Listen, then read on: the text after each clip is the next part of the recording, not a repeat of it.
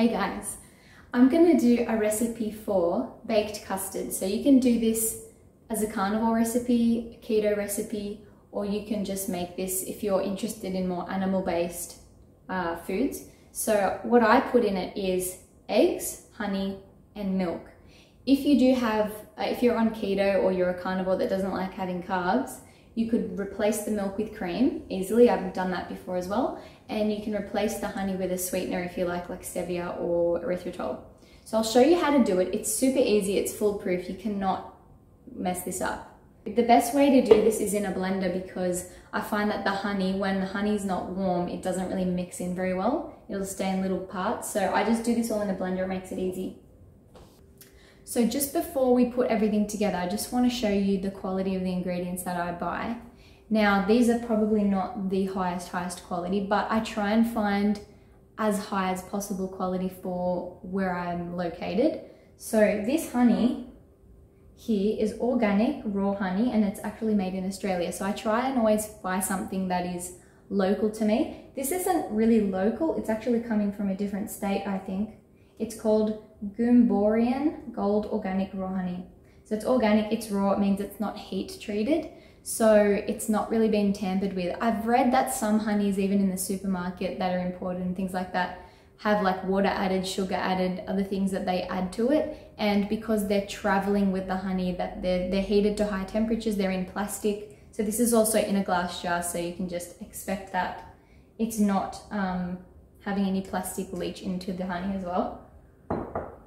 So these eggs, I've had a really big I've had a lot of trouble finding good quality eggs around me, but anyway, I'll explain why in a sec. These are Tacluca Park free-range eggs, healthy, happy, free-roaming girls on grass. So there's actually a video of these chickens on YouTube. I'll link it down below so you can see how the chickens live and that sort of thing. So you can see that they're very healthy.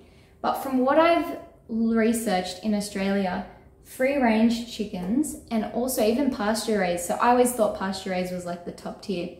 Even pasture-raised chickens still feed on like seeds and stuff like that. So it's not really much of a big difference compared to free-range and pasture-raised. You just need to look into the actual farm and how they actually run.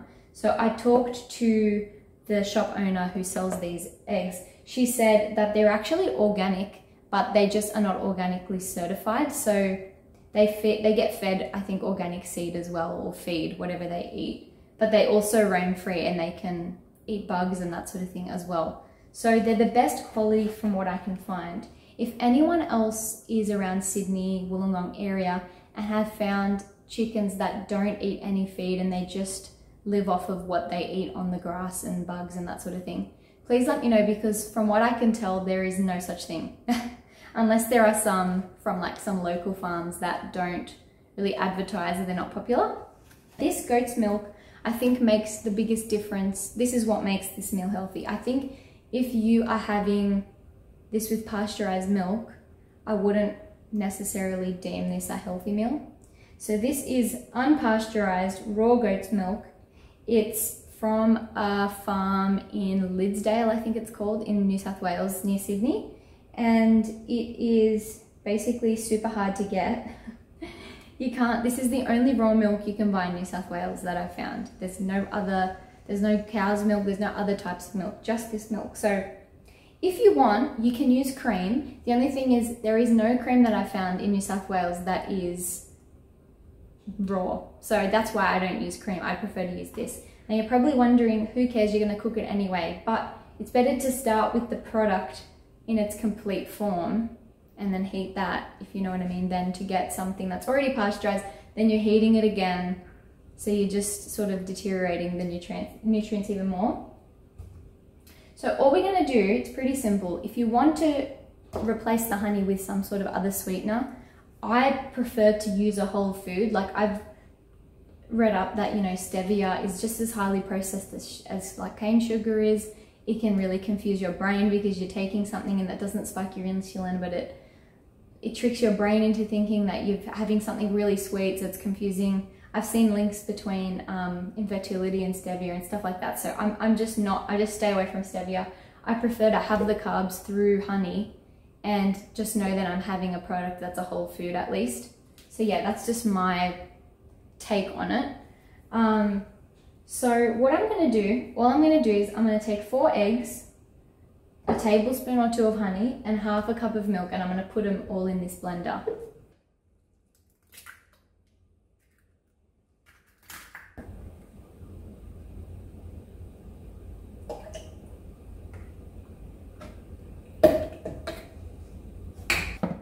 Now you can just completely skip the honey, you can put a teaspoon, a tablespoon, it just depends on what you prefer. I'm going to put about a tablespoon of honey in this.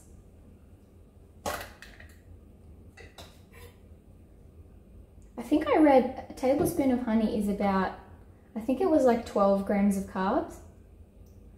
So it's not too bad. So now we're just going to blend it for a short amount of time.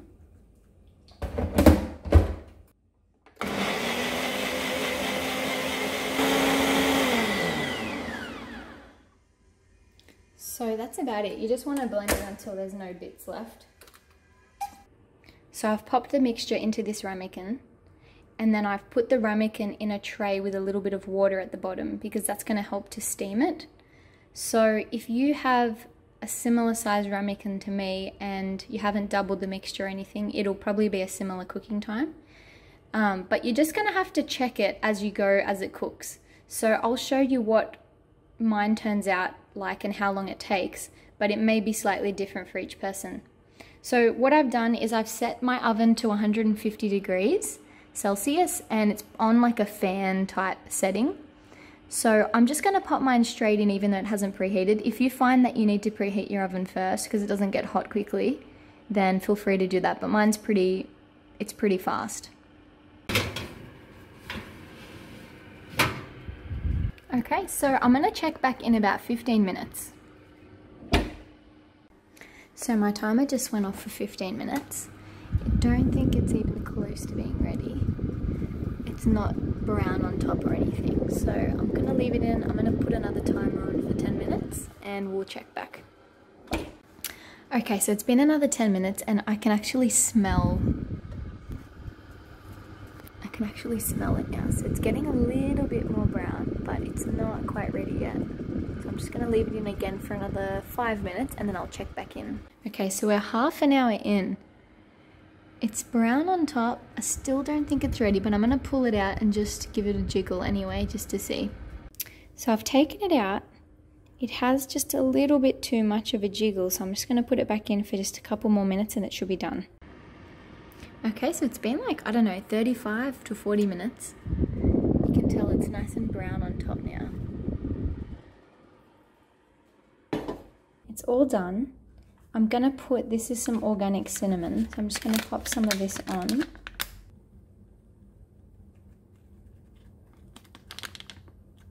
Cinnamon is pretty high in oxalates, so if you are trying to avoid that, maybe don't put cinnamon. You can always just have it plain. And I'm actually going to put some more honey on top of the custard as well. It just depends how sweet you want it. If you want to not have it too sweet, just don't add this on top.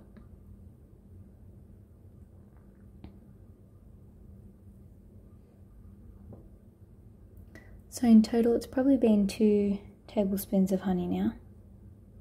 Usually I would share this with my husband because it's like quite a big amount.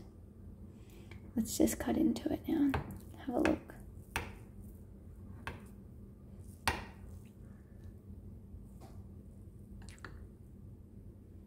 So I kind of undercooked it this time. It's still cooked, but it's quite soft. I've done it before where it's quite solid. So as you can see, it's quite watery in the middle, or softer in the middle, and around the edges it's a lot harder, thicker. It's really nice. You could put potentially lots of different things in here to change the taste. To me, it's just as nice as any other dessert that I've had. Like, it just tastes like a panna cotta or a creme brulee, that sort of taste. And it's definitely sweet enough with 2 tablespoons of honey. So Let me know if you make this, if you've omitted anything or added any extras. Send me a photo on Instagram or give me a comment down below and let me know how it went. I hope you try it, and I'll see you next time for another video.